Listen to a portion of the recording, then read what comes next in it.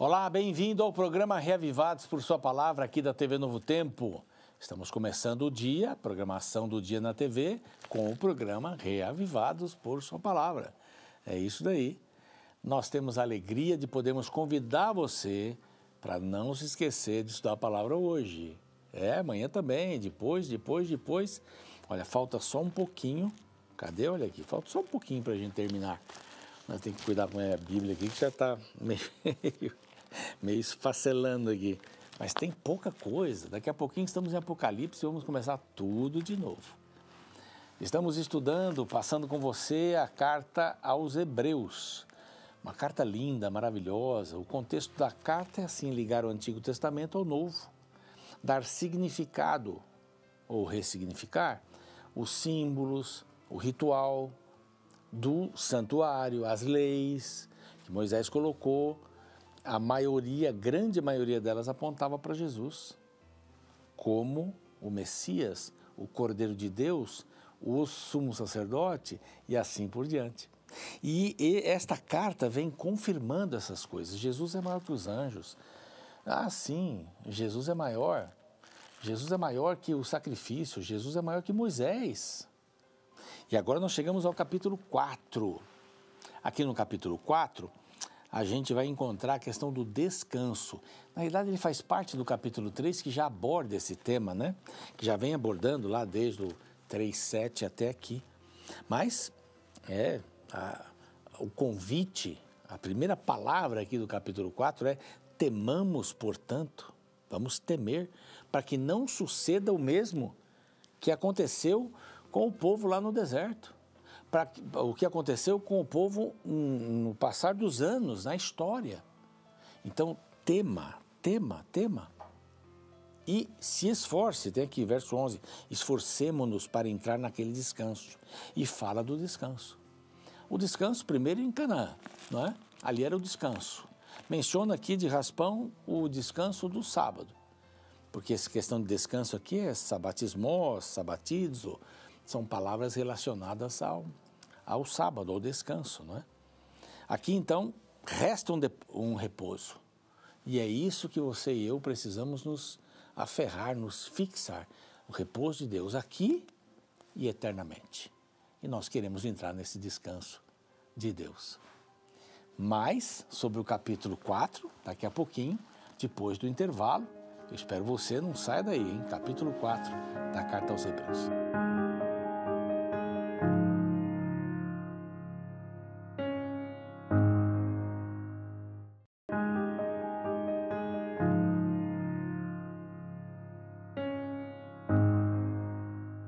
Muito bem, estamos de volta com o seu programa Reavivados por Sua Palavra. Importante estudarmos a Bíblia, né? Todo dia. E nós estamos aqui para isso, para ajudar você, para incentivar você, para motivar você. Estamos também no YouTube, lá o nosso canal é Reavivados por Sua Palavra NT. Quero convidar você para se inscrever ali no canal. Queremos chegar aos 600 mil inscritos e estamos perto, não é? Estamos perto, estamos chegando. Copie o link do programa, passe para os seus amigos, nas suas listas de contato. Ajude o povo a entender que é importante estudar a palavra de Deus, tá bem? É importante, é muito importante. E nós temos aqui um apoio tremendo de vários setores, pessoas que confiam no programa e naquilo que a gente faz, nos programas, né? E aquilo que a gente faz aqui na Rede Novo Tempo. Os Anjos da Esperança, por exemplo, queremos agradecer a eles pelas doações, nos ajudam a pregarmos o Evangelho em português e espanhol para todo mundo. Que beleza, né? Se você quer se tornar um Anjo da Esperança, vai aqui, mande uma mensagem para este WhatsApp, tá ok? Vai ser bem legal. Eu tenho certeza que você vai gostar bastante de participar. Os Anjos da Esperança oferecem para você e a Rede Novo Tempo essa revista Na Mira da Verdade. Olha que beleza. A revista Esperança Novo Tempo é um guia de estudo da Bíblia, que você já sabe, e esse daqui é o mais novo. O professor Leandro Quadros preparou um material muito bacana, dividido em temas aqui, com perguntas desses temas. Perguntas difíceis, né? É o que ele faz lá no programa. Basta você mandar uma mensagem para este WhatsApp, pedindo a revista, é só escrever Na Mira da Verdade pelo WhatsApp, que você vai receber aí. Combinados?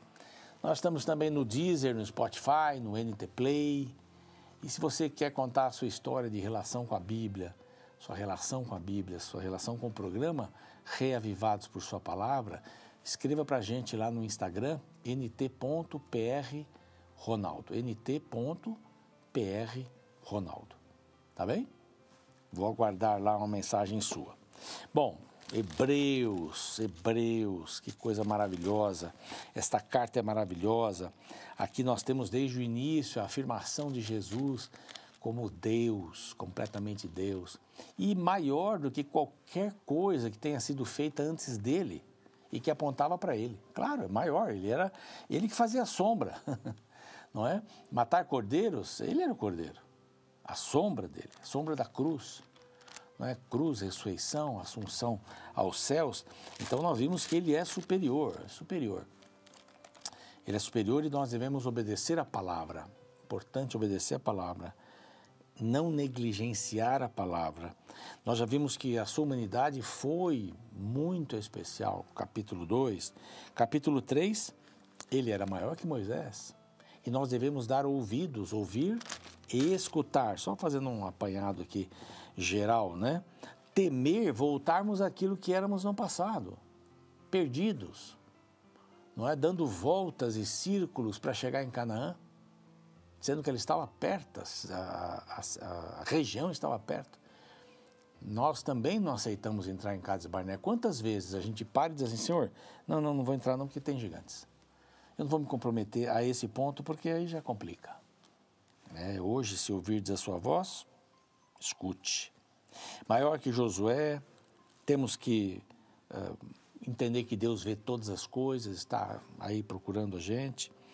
E no capítulo 5, nós vemos que Cristo é superior ao sacerdócio. Cristo é superior ao sacerdócio, é isso que a gente vai ver amanhã. Mas hoje, então, 2 palavrinhas aqui deste capítulo número 4. 2 palavrinhas. Primeira palavra, quando abre. Verso 1. Temamos. Tá bom? Segunda palavra. Verso 11. Esforcemo-nos. 2 palavras. Muita gente tem medo desse negócio de esforço humano para salvação. Como é que é isso, né? Mas são 2 palavras. Nós devemos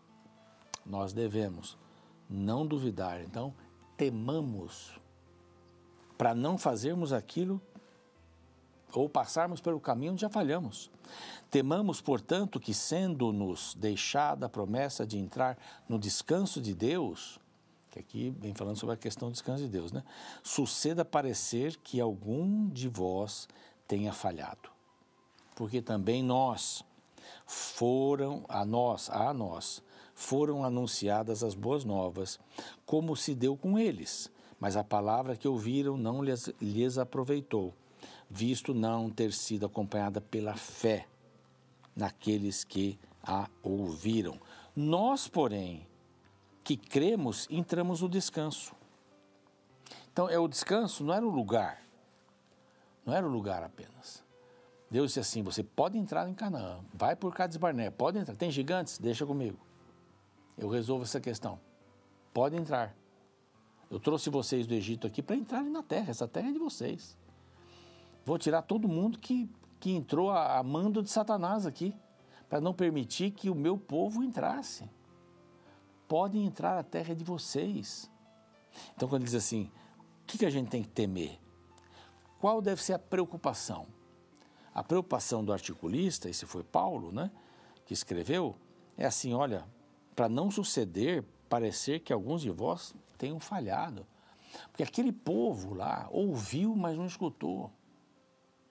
E o verso 3, nós, porém, que cremos, estamos no descanso. Aí, conforme está dito, e cita um texto aqui de Salmos, não é?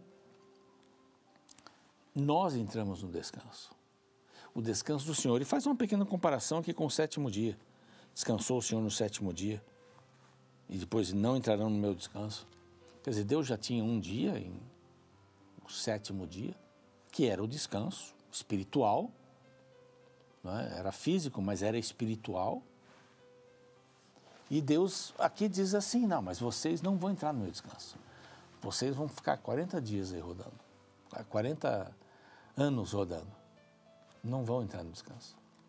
Mas nós já entramos, diz aqui no verso 3, nós já entramos. Já entramos no descanso de Deus, porque ele é espiritual. Não é um lugar, ele é espiritual. Eu posso entrar no descanso de Deus no dia que ele disse para eu descansar. Deus abençoou, Deus santificou, é espiritual. Eu posso entrar no descanso de Deus hoje, agora, nesse instante, independente do dia. E eu posso entrar no descanso de Deus na vida eterna. Olha que dimensões incríveis. Deus coloca aqui, visto, portanto, verso 6, que resta entrarem alguns nele, no descanso, e que por causa da desobediência não entraram, aqueles os quais anteriormente foram anunciadas as boas novas. Quer dizer, tem gente que já ouviu e tem gente que não entrou. Bom, para quem aqui eu acho que ele está falando? Para os judaizantes, aqueles que eram judeus, se converteram ao cristianismo e queriam manter várias coisas, como a circuncisão, um dos casos que movimentou um concílio para discutirem. Então, eu recebo um novo convite. Verso 7, de novo, determina certo dia, hoje, falando por Davi muito tempo depois, segundo antes fora declarado. Hoje é a terceira vez que aparece isso aqui na carta. Hoje, se ouvirdes a sua voz, não endureçais o vosso coração. O convite é para hoje. E o convite é para a gente não só ouvir, mas o convite é para a gente escutar o convite. Ou escutar e tomar a decisão, claro. O convite é para hoje, para hoje. Na vida espiritual, na vida cristã, a gente não deixa nada para depois. A gente não deixa uma oração para depois. Falar com Deus é agora. A gente não deixa a palavra para depois. Eu quero ouvir a voz do Senhor.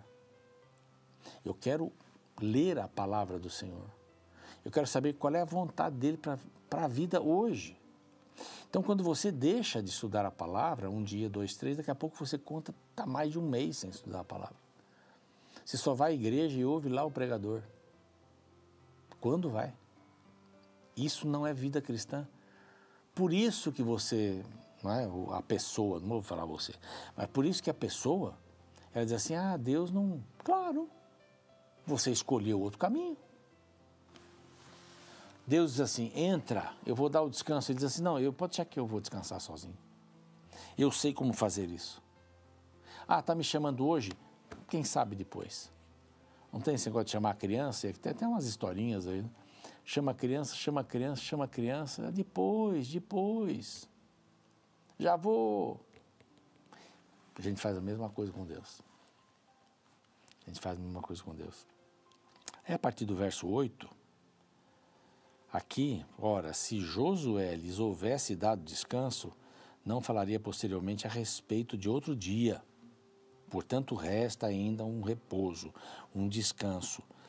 Jesus foi maior que Josué, porque o descanso que ele deu na cruz do Calvário para nós, a paz que ele nos trouxe, é indescritível.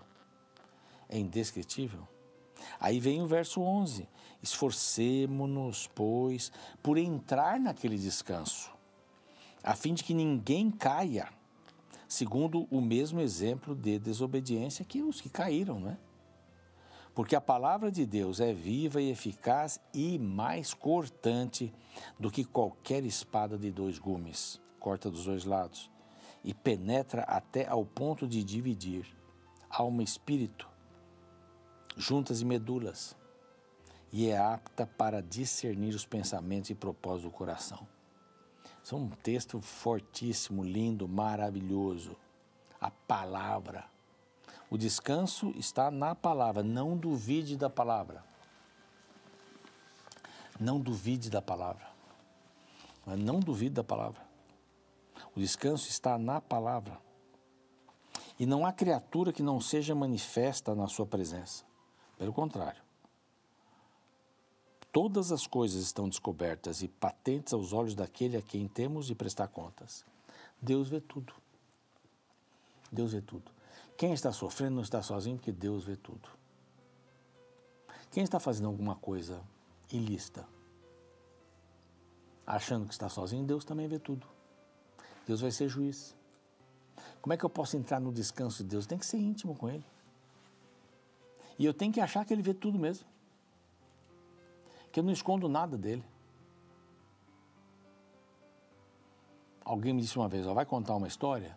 Conta sempre a verdade. Não tem erro com a verdade. Mesmo que seja uma coisa contra você, mas conte a verdade.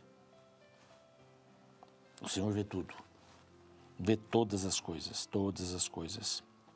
E aí o sumo sacerdote maior que Arão, né? Termina aqui dos versos 14 até o 16, né? Tendo, pois, a Jesus, Filho de Deus, como grande sumo sacerdote que penetrou os céus, conservemos firmes a nossa confissão.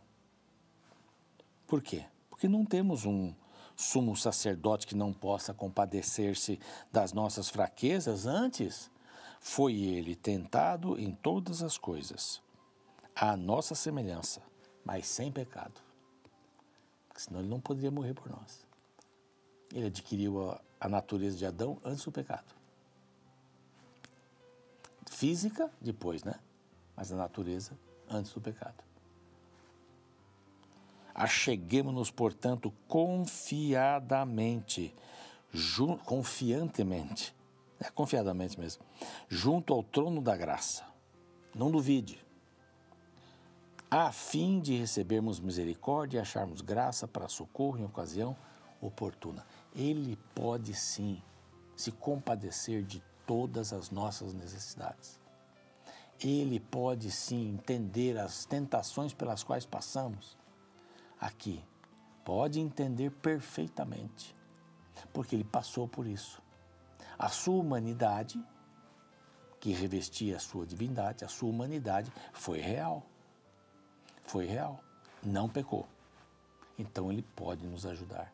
Aliás, o cordeiro tinha que ser sem mancha, sem mácula nenhuma. Era dessa forma que o cordeiro deveria ser morto, sem mancha. Por isso era inspecionado. Se tivesse mancha, não servia. Porque o cordeiro simbolizava Jesus, o Messias, que viria sem mancha, sem pecado. Então, nós temos um cordeiro aí, sem mancha nem pecado, né? Mas nós temos um sumo sacerdote, maior que Arão, que pode se compadecer das nossas agruras e necessidades. Com conhecimento de causa.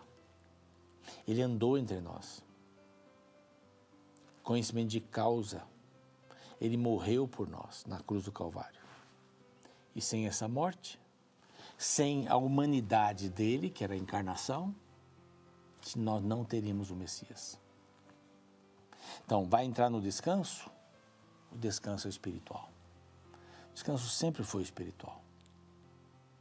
Todas as festas judaicas que foram canceladas, por quê? Porque Jesus veio, que elas apontavam para Jesus, elas eram descansos espirituais, por isso chamavam de sábado. E quando o sábado das festas, às 7, caía num dos sábados do 7º dia, se chamava o grande sábado. Mas aqui, sabe, o autor vem deixando a gente assim profundamente impressionado.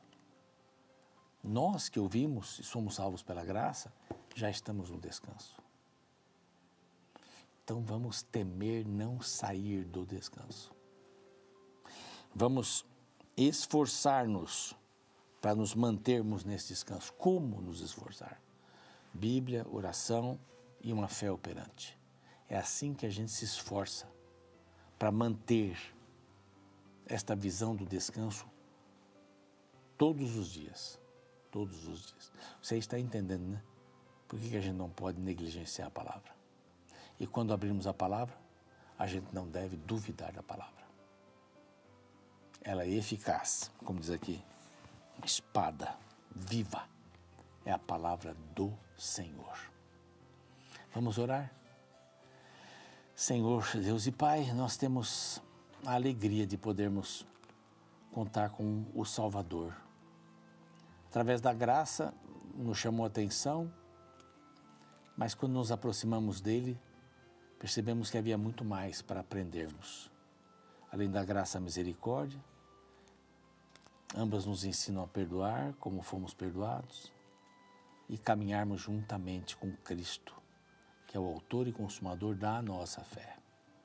Então nos ajude a entendermos bem esse assunto, para descansarmos no Senhor. Em nome de Jesus, amém. Muito bem, se você tem algum pedido de oração, faça lá no YouTube ou mande para a gente lá no nt.prronaldo no Instagram. Então nós vamos parando por aqui, o programa vai continuar. E a gente se vê amanhã com o capítulo 5, tá bem? Até lá.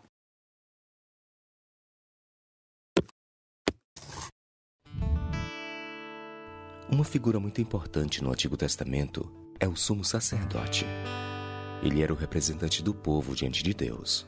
Por exemplo, se você cometesse um pecado naqueles tempos, você deveria levar um cordeiro até o santuário e então o sacerdote colocava uma faca em sua mão para que você matasse um animal inocente. Logo em seguida, o sacerdote recolhia o sangue do animal e o levava para dentro do santuário. Neste ritual, o sacerdote era uma espécie de intermediário entre Deus e os homens, ou como a Bíblia chama, um intercessor. Assim, para se alcançar o perdão dos pecados, o indivíduo necessitava da atuação de um intermediador.